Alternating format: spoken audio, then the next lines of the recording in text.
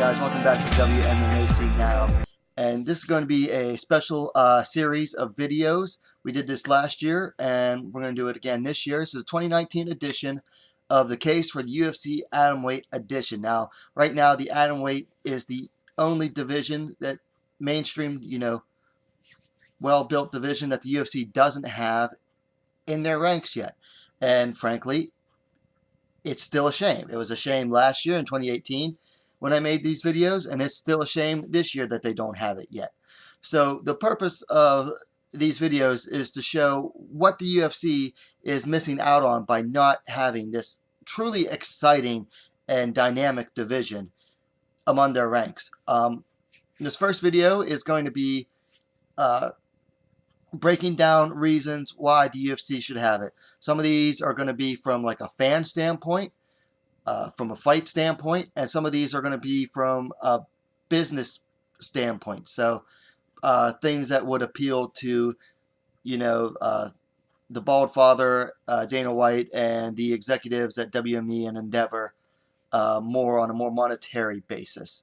Probably not so much for the fans, but definitely for them. But of course, it's all going to tie in together to why the UFC needs an atomweight division.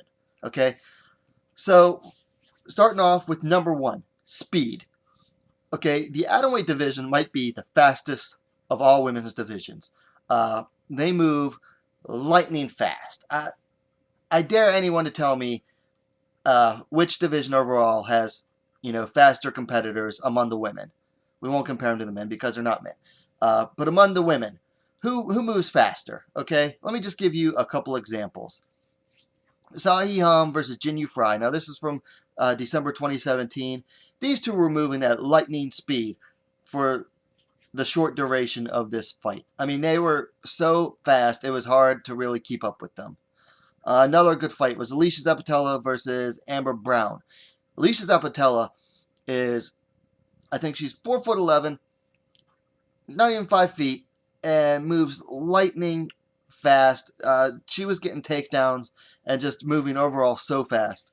It was amazing. It was a pleasure to watch this fight when I got to see it in person. Loma Lookboonmee versus Melissa Wang. Loma is so fast when she is working in the clinch and working her Muay Thai. It's like she's moving like grease lightning or something. She's just so fast, so quick. The moves are so fluid. It's an overall joy to watch. And then lastly, we're going to go a little bit, can't believe I'm calling this fight old school. It was only like maybe 5-6 years ago. But Michelle Waterson versus Jessica Penne, one of the all-time greatest atomweight fights ever, especially submission-wise. The way these two were moving in their scrambles, just from submission to submission to scramble, it was so fast, it was so fluid, it was so quick. Just an amazing display of speed on the ground. We're going to move on to the next reason, Deceptive Power. Guys, these girls only weigh 105 pounds at the weigh-ins, but they pack power in their punches, in their kicks, in their knees, their elbows.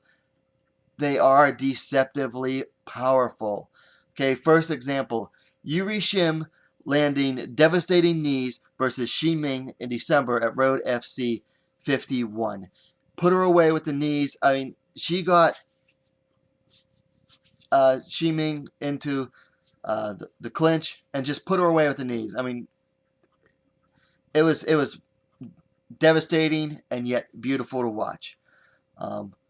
Alicia Zapatella's punches versus Jillian DeCourcy. Okay, again, like I said before, this girl is not even 5 feet tall, and she packs a wallop in her punches. Dropped Jillian DeCourcy in first round. The whole crowd was like, "Oh!" It was one of those amazing moments. Another good example, Jin Yu Fry versus Minna Grusander 2. I think these two knocked each other to the floor at least once each. Might have been twice for Grusander. Amazing display of strength and power between these two. So again, these ladies are packing a punch and you don't even realize it. Number 3, good finishing rate. So I'm going to go with the all-time stats here. And I got these from fightmatrix.com. That's FIGHTMATRIX.com. 6 out of 662 total fights recorded, 121 KOs or TKOs for 18.3%, 229 submissions for 34.6%. That's an overall 52.9% finish rate. Now that's over 600 and some fights. That's pretty good. That's over half. And you know, a lot of haters on the women's divisions will say, well, they don't ever finish fights. Well, that's over half the fights being finished right there, okay? Good examples of some really fun finishes. Almost all from this past year. Elise Anderson submitted Stephanie Alba via flying triangle at Invicta FC 30. Amazing to watch. Just New Year's Eve, Ayaka Hamasaki got a really nice armbar over a very good prospect, Kana Asakura. Back in December, Yoon Ha-hon submitted Hyunju Baek with a super strong rear naked choke. And going back to one of my favorite fights again, this is from late 2018. Sahi Ham knocked out Jin Yu Fry. Knocked her down with a counter and then followed her up with punches on the ground center into La La Land.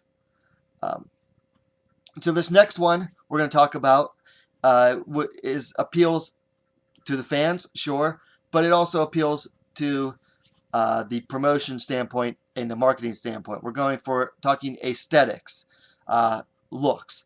Atomweight has a lot of aesthetically pleasing females, okay? Looks matter, guys. I'm not going to lie. Looks matter. Rina Kubota, super cute Japanese girl. She's practically an idol over in Japan. Elise Anderson, fairly new to the scene, a very nice looking young woman. Jin Yu Fry, when she was in her Wonder Woman costume, wow, okay. Shino Van Hoos,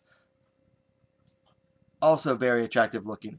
So Hee Lim, another cute girl from the Far East, from Korea. And Irene Cabello Rivera, who resides from Spain and fights in Combate Americas, also very pleasing to look at, okay? So again, Atomweight has the aesthetics pretty down pat, okay? Number 5, competitive division, okay? This division is very competitive. There's no overarching, devastating, dominating champion. Now, sometimes a dominating champ can be good when you're building a division, but after a point, it gets stale, okay? Because it gets to the point where, oh, no one's going to beat her, no one's going to beat her. You get the Mighty Mouse syndrome, where if a dominating champ looks too good, it makes the rest of the division look bad. You don't have this problem in the atomweights right now, because you look at, let's say some of the top 3 atomweights. Ayaka Hamasaki, Sahi Ham, Jin Yu Fry. At their current state, you could pick either one of these to beat the other on any given night. Okay, yes, some of them have matches and losses to the others, but again, at this point stage in their career, none of them are so competitive that they just dominate the other two.